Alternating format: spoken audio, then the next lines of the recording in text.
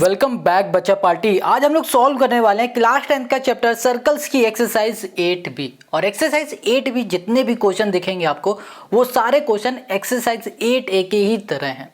देखो यहाँ पर वेरी शॉर्ट क्वेश्चन है। पहले तो यहाँ पर जो पहला क्वेश्चन है ये कह रहा है in the adjoint figure a circle touch all the four side of a quadrilateral ABCD whose side are this and this, find the length of AD।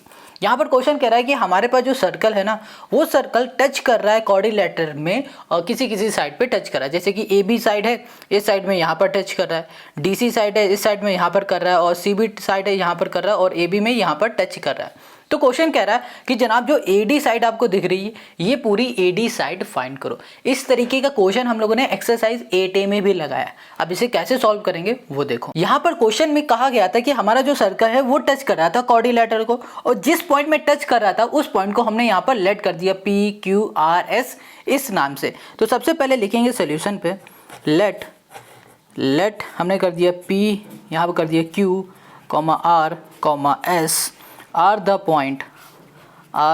The यहाँ कर दिया हमने point of contact, are the point of contact on, यहाँ कर दिया हमने AB हो गया हमारे पास, BC हो गया, ये हो गया CD हो गया, कॉमा हो गया हमारे पास AD हो गया। इस पॉइंट में ये टच कर रहा है। इतनी बात क्लियर है। अब देखो ये पूरा क्वेश्चन ना सिर्फ एक थ्योरम से हमारा सॉल्व होगा। वो थ्योरम क्या है इसको समझो। थ्योरम कहती है कि अगर हमारे एक्सटर्नल पॉइंट से कोई टेंजेंट बन रही है तो वो टेंजेंट आपस में इक्वल होगी। अब टेंजेंट क्या है इसको भी समझ लो। देखो सर्कल को बाहर की तरफ से एक पॉइंट में कोई लाइन टच करती है तो उसे टेंजेंट कहते हैं। जैसे ये सर्कल है, इसके बाहर की तरफ से ये AB ये है ना, ये लाइन ये टच कर रही है इस पॉइंट में, BC यहाँ पर इस पॉइंट में टच कर रही है, और DC टच कर रही है इस पॉइंट में, और DA टच कर रही है इस पॉइंट में। तो ये सभी हमारी क्या हो गई, टेंजेंट हो गई। हमने क्या बताया कि अगर हमारी टेंजेंट, देखो अगर इसकी बात करें ना तो ये भी इतनी भी हमारी क्या है, टेंजेंट है, और अगर सिर्फ हम लोग इसकी इतनी बात करें ना तो ये भी हमारी क्या है, टेंजेंट है। ये याद रखना। अब क्वेश्चन ये हमारी थ्योरम कहती है कि अगर टेंजेंट हमारी एक्सटर्नल पॉइंट, यहाँ पर एक्सटर्नल पॉइंट है हमारे पास A, एक्सटर्नल पॉइंट से हमारी टेंजेंट बन रही है तो वो टेंजेंट आपस में इक्वल होगी। तो ये टेंजेंट और ये टेंजेंट आपस में कैसी होगी, इक्वल होगी। ठीक है, तो यहाँ लिखेंगे जो AP है वो बराबर हो जाएगा AS के। यहाँ पर रीजन भी दे दो, टेंजेंट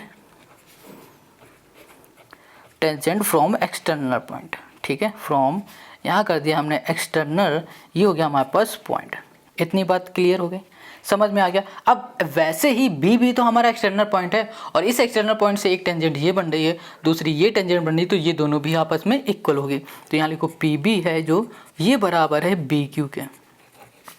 सेम रीजन, वैसे ही ये C दिख रहा है ना, ये भी एक्सटर्नल पॉइंट है तो ये टेंजेंट और ये टेंजेंट भी आपस में इक्वल होगी। वैसे ही D भी हमारा एक्सटर्नल पॉइंट है तो ये दोनों भी आपस में इक्वल होगी। तो यहाँ लिखो CR जो हमारे पास टेंजेंट है ये बराबर है CQ के, और वैसे ही हम लोग बोल सकते हैं जो DR हमारी टेंजेंट है ये बराबर है DS के।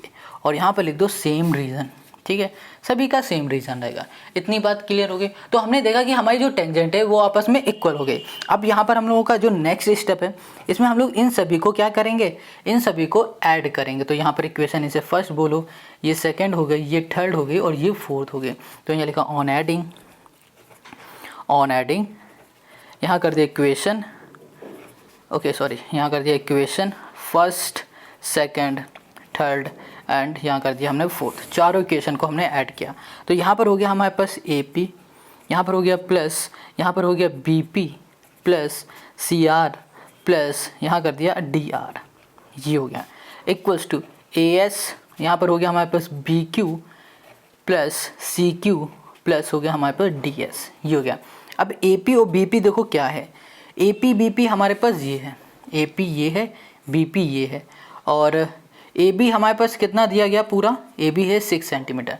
अगर इस पूरे को मिला दें, देखो AP और BP को ऐड करो तो क्या बन रहा है, AB बन रहा है। AP और PB को ऐड करोगे तो क्या बनेगा, AB बनेगा। तो इसकी जगह में हम लिख सकते हैं AB लिख सकते हैं। वैसे ही यहाँ पर CR और DR को ऐड करो, देखो CR ये है, DR ये है, इसको ऐड कर दोगे ये बनेगा DC। क्या बनेगा, DC। तो यहाँ लिख दिया हमने D, ये हो गया हमारे पास C हो गया, इक्वल्स टू AS है और यहाँ पर DS है। AS और DS को ऐड कर दो, देखो क्या बनेगा, ये हमारे पास है AS, ये AS है, ये डी एस है, इसको ऐड करोगे तो ए डी बन जाएगा। तो यहाँ पर आ गया हमारे पास ए डी आ गया, प्लस ये बी क्यू है, सी क्यू है, बी क्यू हमारे पास ये है, सी क्यू ये है, इसको ऐड करोगे तो ये बनेगा बी सी। तो यहाँ पर आ जाएगा हमारे पास बी सी। अब देखो ए बी हमारे पास 6 है, क्या हमें डी सी गिवन है? डी सी एक बार चेक कर लेते हैं, हमने लिखा नहीं है। हाँ, डी सी भी गिवन है जो कि है 8 सेंटीमीटर। यहाँ पर डी सी हमने नहीं लिखा है, मगर यहाँ पर डी सी हमें गिवन है। अब ए डी तो हमें फाइंड करना, तो ए डी रहेगा यहाँ पर। बी सी हमें पता है 9 है, ऐड कर दो तो ये हो जाएगा 14। ये 9 प्लस का रहेगा माइनस का, तो यहाँ पर ए डी हमें क्या मिल गया? ए डी हमको यहाँ मिल गया 5। तो हमें 5 सेंटीमीटर मिल गया है यहाँ पर ए डी। इतनी बात क्लियर हो गई। ए डी हमें कितना मिल गया है? 5 सेंटीमीटर। हमें यही फाइंड करना था और यही हो गया क्वेश्चन नंबर फर्स्ट का हमारा सोल्यूशन। अब आते हैं नेक्स्ट क्वेश्चन। तो यहाँ पर अब इसके फिगर को ध्यान से देखो। क्वेश्चन ने बताया हुआ है कि आपके पास दो टेंजेंट है, एक का नाम है पी ए, दूसरे का नाम पी बी है। हमें पता है कि जब कभी भी हमारी टेंजेंट एक्सटर्नल पॉइंट से बनती है, ये देखो एक्सटर्नल पॉइंट है, एक्सटर्नल पॉइंट से हमारी टेंजेंट बनती है तो वो आपस में इक्वल होती है। ये एक्सटर्नल पॉइंट है, एक्सटर्नल पॉइंट से हमारी ये टेंजेंट बनी और ये टेंजेंट बनी, तो ये दोनों टेंजेंट आपस में इक्वल हो सकती है नहीं, होती है। तो यहाँ पर पहले आ जाओ सोल्यूशन में, वो फिर लिखो यहाँ पर जो पी ए है वो बराबर हो गई, सॉरी पी ए लिख दो या फिर ए पी कर दो, ये बराबर हो जाएगी हमारे पास बी पी के, क्योंकि ये दोनों हमारी टेंजेंट है और बन कहाँ से रही है? एक्सटर्नल पॉइंट से बन रही। इतनी बात क्लियर होगी। अब देखो यहाँ पर बात कर लेते हैं ट्रायंगल पी ए बी की। इस ट्रायंगल को ध्यान से देखो। अब इस ट्रायंगल में हमारे पास ये दो जो साइड दिख रही हैं पी ए और पी बी वाली, ये दोनों आपस में इक्वल हो चुकी है। और हमें पता है कि ट्रायंगल की अगर दो साइड आपस में इक्वल हैं तो उसके जो अपोजिट एंगल होते हैं ना वो भी आपस में इक्वल होते हैं। इस साइड के अपोजिट ये वाला एंगल है और इस साइड के अपोजिट ये वाला एंगल है, तो ये दोनों एंगल भी आपस में कैसे हो जाएंगे? इक्वल हो जाएंगे। कैसे हो जाएंगे? इक्वल। तो यहाँ पे लिख देंगे एंगल जो हमारे पास पी ए बी है ये बराबर हो जाएगा एंगल पी बी ए के, ठीक है। और यहाँ पर लिख दो रीजन एंगल यहाँ कर दो अपोजिट इक्वल, अपोजिट यहाँ हो गया इक्वल, ये हो गया हमारे पास साइड्स आर यहाँ पर हो गया हमारे पास इक्वल। इतनी बात क्लियर हो गई। तो ये बात आपको समझ में आ गई ना कि ये दोनों एंगल भी हमारे आपस में इक्वल हो गए। अब अगर अच्छा ध्यान से देखो, ये क्या है हमारे पास? ये सेंटर है। सेंटर से हमारी जो ये लाइन बन रही है ये क्या हो गई? रेडियस है। रेडियस जब टेंजेंट को टच करती है ना तो वो हो जाती है परपेंडिकुलर। अब परपेंडिकुलर हो जाती है तो बन जाता है 90 डिग्री का एंगल। तो ये हमारा 90 डिग्री का एंगल है। अब कैसे भी करके अगर हमने ये वाला एंगल फाइंड कर लिया तो इस एंगल को माइनस करा देंगे 90 में, तो हमें ये वाला एंगल मिल जाएगा जो कि हमें फाइंड करना है। अब इसको फाइंड कैसे करेंगे वो ध्यान से देखो। ये एंगल किस में आ रहा है? इस वाले ट्रायंगल में, पी ए बी वाले ट्रायंगल में आ रहा है। तो हम लोग लिख सकते हैं in triangle P A B. हमें पता है कि भैया जो ट्रायंगल है, ट्रायंगल के तीनों एंगल का जो सम होता है वो 180 डिग्री के बराबर होता है। तो इस एंगल के तीनों एंगल लिखो। पहला एंगल हो जाएगा बी पी ए प्लस दूसरा एंगल हो जाएगा पी ए बी और तीसरा एंगल हो जाएगा हमारे पास ए बी, यहाँ पर हो गया पी, और इन तीनों एंगल का जो सम होगा वो 180 डिग्री हो जाएगा। रीज़न दे दो एंगल सम प्रॉपर्टी। एंगल ये हो गया सम, ये हो गया हमारे पास प्रॉपर्टी। इतनी बात क्लियर होगी। एंगल बी पी ए हमारे पास 50 है और यहाँ पर देखो एंगल पी ए बी है ना और ए बी पी है। हमने क्या बताया कि ए बी पी बोलो या फिर पी बी ए बोलो, एक बात है, ये जो एंगल है ये बराबर है पी ए बी के। पी ए बी हमें कैसे भी करके ये एंगल फाइंड करना है ना, तो इसको ऐसे ही लिख दो, पी ए बी लिख दो। इसमें आ जाओ, ए बी पी है, ए बी पी, ये जो एंगल दिख रहा है आपको ये एंगल इसके बराबर है, तो इसकी जगह पे हम ये भी लिख सकते हैं। तो यहाँ लिख दिया हमने P A B equals to कर दिया 180। क्लियर है। अब देखो इन दोनों को ऐड करोगे तो two angle P A B आ गया इक्वल्स टू हो गया 180 माइनस हो गया 50 और यहाँ पर आ जाएगा हमारे पास कितना 130, ये डिवाइड में आ जाएगा यहाँ पर 2 और यहाँ पर हो गया एंगल हमारे पास पी ए बी हो गया। तो इसको सॉल्व करोगे तो एंगल पी ए बी आ जाएगा 65 आ गया। कितना आ गया हमारे पास? 65 आ गया। देखो ध्यान से, हमने क्या बताया था कि ये जो एंगल होगा हमारा पूरा OAP ये 90 डिग्री का हो जाएगा। क्यों हो जाएगा? क्योंकि भैया हमारी जो रेडियस है ये टेंजेंट को टच कर रही है। टेंजेंट को जब भी टच करती है तो वो परपेंडिकुलर बना देती है। हमें पता है परपेंडिकुलर बनेगा तो भैया 90 डिग्री का एंगल भी बनेगा। तो ये एंगल हमें 90 डिग्री का पता है। हमें क्या फाइंड करना है? ये वाला एंगल। हमने ये फाइंड कर लिया है। अब ये वाला एंगल फाइंड करने के लिए क्या करोगे? 90 में ये एंगल माइनस करा दोगे तो ये एंगल मिल जाएगा। तो यहाँ लिख दो, यहाँ लिख देते हैं AP। AP क्या है हमारे पास? AP is a tangent to the circle, to the, यहाँ कर दिया सर्कल। ठीक है, तो यहाँ पर AP जो हमारे पास है वो हो जाएगी 90 डिग्री की, और फिर हमारे पास AP नहीं, एंगल हम लोग लिखेंगे APO नहीं होगा, हम यहाँ लिख सकते हैं PAO। PAO जो एंगल है वो 90 डिग्री का एंगल बन रहा है। ठीक है, अब PAO जो एंगल है ये 90 डिग्री एंगल है, बट ये एंगल बन रहा है दो एंगल को मिला के, एक ये वाला एंगल और एक ये वाला एंगल। इन दोनों एंगल को जब ऐड करेंगे तब ये पूरा एंगल बनेगा 90 डिग्री का। तो हम लोग लिख सकते हैं एंगल PAO ये बराबर हो जाएगा एंगल PAB, और यहाँ कर दो प्लस एंगल BAO के। ठीक है, या फिर लिख दो यहाँ पर OAB के। तो ये हमें पता है 90 डिग्री है, ये हमने अभी फाइंड किया, ये 65 है। तो यहाँ पर एंगल हो जाएगा हमारे पास OAB। अब ये हमारे पास 65 है तो यहाँ लिख दो 90 minus 65 equal to angle OAB हो गया। अब इसको सॉल्व करोगे तो ये हो जाएगा 70 मतलब 25। तो यहाँ पर आ गया हमारे पास जो एंगल है OAB, ये हमको मिल जाएगा 25 डिग्री का। हमको यही फाइंड करके दिखाना था ना, ये हमने कर लिया फाइंड, और यही हो गया हमारे पास इस क्वेश्चन का सोल्यूशन। आई होप आपको समझ में आ गया। अगर कहीं डाउट हो कमेंट करो। अब आते हैं नेक्स्ट क्वेश्चन पर। Question 3, in the given figure O is the centre of a circle, PT and PQ are tangent to the circle from an external point P angle TPQ। If angle TPQ equals to 70 degree, find angle TRQ। देखो ये वाला angle दे दिया गया है, TRQ ये वाला angle पूछ लिया गया है। ठीक है, क्वेश्चन बहुत सिंपल है। क्वेश्चन ने कहा है कि एक सर्कल है और उस सर्कल का जो सेंटर है वो O है। तो क्वेश्चन ने बताया हुआ जो PT है और PQ है ये दोनों हमारी टेंजेंट है। तो जनाब ये फाइंड करके बताओ कैसे करेंगे वो देखो। यहाँ पर अगर हमें ये वाला एंगल फाइंड करना है ना, तो सबसे पहले हमें यहाँ पर कंस्ट्रक्शन करनी पड़ेगी। हमें यहाँ पर OT ये वाली साइड और यहाँ पर OQ ये आपस में मिलाना पड़ेगा। अब ध्यान से देखो, ये O क्या है? ये सेंटर है सर्कल का। सर्कल के सेंटर से और यहाँ तक हमारी जो लाइन जा रही है ये क्या बन गई? रेडियस बन गई। और ये भी हमारी क्या हो गई? रेडियस हो गई। अब ये जो रेडियस है ये रेडियस टेंजेंट को टच कर रही है, और टेंजेंट को टच करती तो परपेंडिकुलर बन जाता, और परपेंडिकुलर हमेशा होता है 90 डिग्री का। इसका मतलब ये एंगल हमारा 90 डिग्री का हो गया, और सेम ये भी एंगल हमारा 90 डिग्री का हो गया, क्योंकि ये भी तो टेंजेंट है और टेंजेंट को हमारी रेडियस टच कर रही है, तो ये भी 90 हो गया। तो ध्यान से देखो, यहाँ पर हो गया हमारे पास, इस O को यहाँ लिख देते हैं, ये OQPT ये क्या दिख रहा है? ये कॉर्डिलैटरल है। क्या है हमारे पास? कॉर्डिलैटरल। और हमें पता है कि कॉर्डिलैटरल के चारों एंगल का जो सम होता है वो 360 होता है।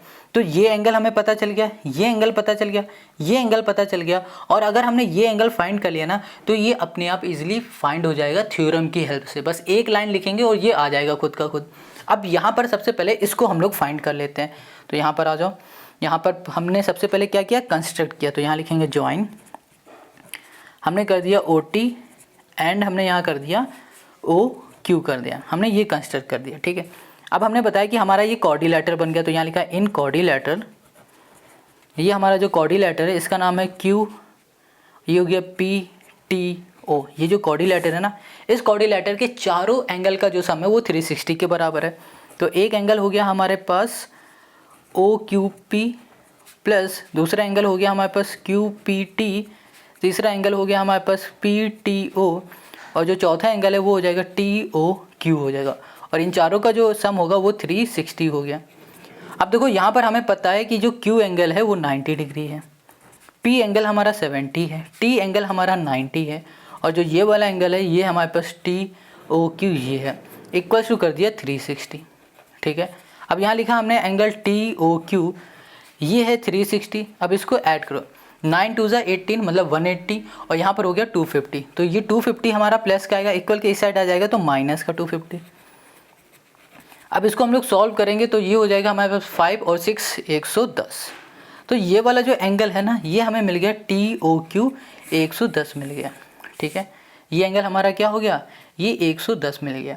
अब बात आती है ये वाले एंगल को फाइंड करने की, ये वाला एंगल, ये एंगल कैसे फाइंड करेंगे? तो देखो, तो अब यहाँ पर देखो ये एंगल हमारा जो बन रहा है ना, ये कहाँ बन रहा है? ये इस आर्क में बन रहा है। अब इस आर्क में हमारा ये जो एंगल बन रहा है, तो ये एंगल क्या होगा? डबल हो जाएगा इसी आर्क में जो दूसरा एंगल बन रहा होता है, सर्कल में टच कर रहा होता है उससे। मतलब सिंपल सा कहने का है कि सेम आर्क में दो एंगल बन रहे होते हैं, उसमें से जो ये वाला एंगल है ना, ये वाला एंगल जो सेंटर में बन रहा है, ये डबल होगा इस वाले एंगल से। इतनी बात क्लियर है? तो यहाँ पर हम लोग लिख सकते हैं वी नो डैट, यहाँ लिखेंगे जो हमारे पास एंगल है टी और यहाँ पर आर क्यू है, ये क्या हो जाएगा? हाफ हो जाएगा। अभी देखो फिर से समझो, ये एंगल इससे डबल है, इस वाले एंगल से ये डबल है, तो इसका मतलब क्या हो रहा है? ये हाफ हुआ ना इसका, ये इससे डबल हो रहा है, तो ये वाला एंगल हाफ हुआ, तो हमने लिख दिया हाफ ऑफ एंगल हो गया हमारे पास टी ओ क्यू हो गया। और यहाँ पर हम लोग रीज़न लिख देंगे, यहाँ पर होगा इंस्क्राइब एंगल थ्योरम हो जाएगा। ठीक है, इतनी बात क्लियर हो गई। तो यहाँ पर हो गया हमारे पास angle T R Q equals to half of, यहाँ पर हो गया 110, सॉल्व कर दोगे तो यहाँ पर आ जाएगा हमारे पास 55 आ गया। तो यहाँ पर एंगल टी आर क्यू हमको मिल गया 55, और यही हो गया हमारे पास क्वेश्चन नंबर 3 का हमारा आंसर। आई होप आपको समझ में आ रहा है। कहीं भी कुछ भी डाउट हो कमेंट करो। अब आ जाओ क्वेश्चन नंबर 4 पर। वेल गाइस, अब हम लोग जो क्वेश्चन नंबर 4 कर रहे हैं ना, ये इजी से भी आसान वाला क्वेश्चन है। ये 2 मिनट में नहीं, 2 लाइन में, 3 लाइन में ये खत्म हो जाएगा। देखो ये कह रहा है in the given figure common tangent A B and C D to the two circle with centre O1 and O2 intersect at E, prove that A B equals to C T. Question कह रहा है कि आपके पास 2 circle है और इन्हीं 2 circle की common जो टेंजेंट है वो है ए बी और सी डी है। तो क्वेश्चन यहाँ पर कह रहा है कि ए बी जो है ना, आपको ये प्रूव करके दिखाओ ये सी डी के इक्वल है। कैसे करेंगे वो देखो। इस क्वेश्चन को सॉल्व करने के लिए आप आधे फिगर को छुपा लो थोड़ी देर के लिए, इतने फिगर को बस आप समझो कि आपके पास इतना फिगर है। अब ध्यान से देखो, ये ई बी क्या है? ये टेंजेंट है ना, और ई डी क्या है? ये भी टेंजेंट है, और ये दोनों टेंजेंट एक्सटर्नल पॉइंट ई से बन रही है। किस पॉइंट से बन रही है? एक्सटर्नल पॉइंट ई। कोई भी टेंजेंट अगर एक्सटर्नल पॉइंट से बनती तो वो आपस में इक्वल होती, तो इसका मतलब ये बराबर होगी इस वाले के। समझ में आ गया? तो हम लोग बोल सकते हैं कि जो ई बी हमारे पास टेंजेंट है वो बराबर है किसके? ई डी के बराबर है। और रीजन भी हम लोग क्या देंगे? टेंजेंट फ्रॉम एन, यहाँ पर हो गया हमारे पास एक्सटर्नल, ये हो गया पॉइंट। इतनी बात क्लियर है? अब वैसे ही इस फिगर को अब छुपा लो। अब इसको देखो तो यहाँ पर सी ई और ए ई ये भी हमारी टेंजेंट है, और ये दोनों ही टेंजेंट हमारी एक्सटर्नल पॉइंट ई से बन रही है। तो हम लोग बोल सकते हैं कि भैया ये दोनों भी आपस में इक्वल है। ये हो गया हमारे पास ई सी, ठीक है, ये हो गया हमारे पास ई, ओके, ये हमारे पास ओके, इसको ए ई लिख दो यहाँ पर। ए ई जो है हमारे पास, ए ई ये बराबर हो जाएगी हमारे पास किससे? ई सी से बराबर हो जाएगी। ठीक है, सेम रीज़न। और इसको बोलो ये दूसरी इक्वेशन है, और इसको हमने बोल दिया ये पहली इक्वेशन है। अब पहली और दूसरी को ऐड कर दो। यहाँ लिखा एडिंग, यहाँ कर दिया एडिंग इक्वेशन फर्स्ट, और यहाँ कर दिया एंड, ये हो गया हमारे पास सेकंड। तो यहाँ पर आ जाएगा हमारे पास ई बी, यहाँ प्लस हो जाएगा ए ई, और इक्वल्स टू हो जाएगा ई डी, और ये प्लस हो जाएगा ई सी के। तो यहाँ पर देखो ई बी और ई बी ये है, ए ई ये है, इन दोनों को ऐड करोगे तो क्या बनेगा? ए बी बनेगा। तो यहाँ पर आ गया हमारे पास ए बी इक्वल्स टू, यहाँ पर आ जाओ, ये लिखा हुआ है ई डी और ई सी, ई डी ये है और ई सी ये है, इन दोनों को ऐड करोगे ये हो जाएगा डी सी। तो हमने यहाँ पर देखा, डी सी बोलो या फिर सी डी बोलो, एक बात है, हमने यहाँ पर देखा कि ए बी जो है वो बराबर आ चुका है सी डी के। हमें यही प्रूफ करना था, तो हमने यहाँ पर कर लिया प्रूफ। आई होप आपको समझ में आ गया होगा। देखो 2-3 लाइन में खत्म हो गया ना क्वेश्चन। तो अब आते हैं नेक्स्ट क्वेश्चन पर। Question 5, if P T is a tangent to a circle with centre O and P Q is a chord of the circle such that angle this equals to 70 degree, then find the measure of angle P O Q. P O Q ये angle find करना है। Question कह रहा है कि आपके पास जो P T है ना, ये एक टेंजेंट है, ठीक है, और सर्कल का सेंटर O है, और इस सेंटर में एक एंगल जो पी ओ क्यू बन रहा है, इस एंगल को फाइंड करो। अब कैसे फाइंड करेंगे वो देखो। यहाँ पर आपको सर्कल दिख रहा है ना, अब इस सर्कल में ये जो टेंजेंट दिख रही है, अब ये टेंजेंट टच किसको कर रही है? ध्यान से देखो, ये सर्कल का सेंटर है, ये सर्कल के सेंटर से ये एक लाइन जा रही है और ये टच करी टेंजेंट को। तो जब कभी भी हमारी रेडियस टेंजेंट को टच करती है तो वो हो जाती है परपेंडिकुलर। क्या बनता है? परपेंडिकुलर।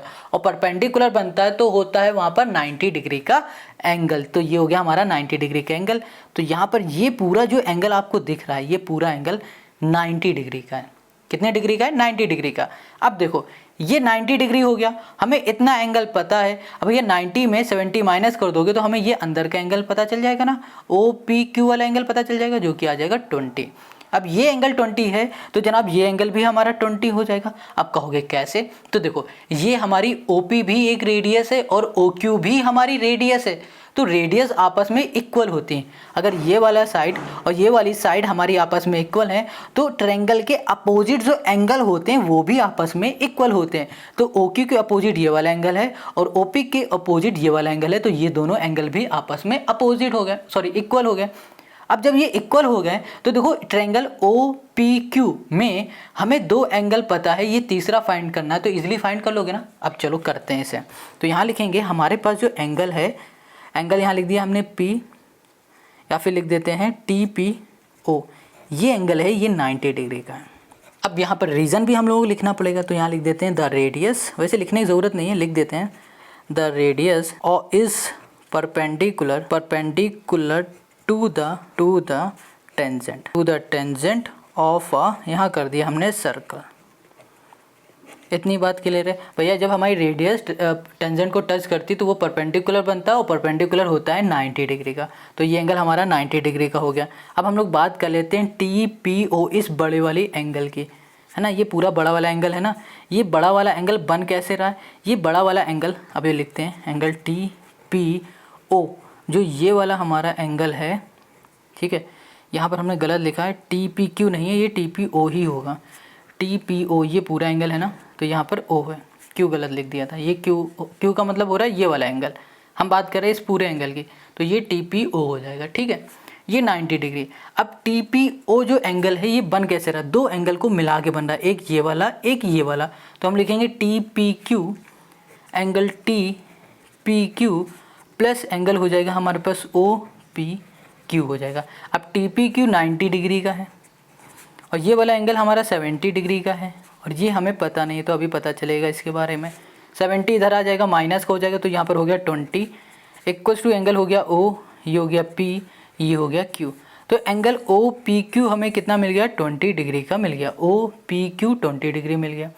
ये 20 है तो जनाब हमारा ये भी 20 हो जाएगा। तो हम लोग लिख सकते हैं हमारे पास एंगल OPQ है, ये बराबर हो जाएगा एंगल OQP के। रीज़न दे दो, यहाँ पर हो जाएगा हमारे पास अपोजिट एंगल आर इक्वल, ठीक है। तो यहाँ पर लिख देते हैं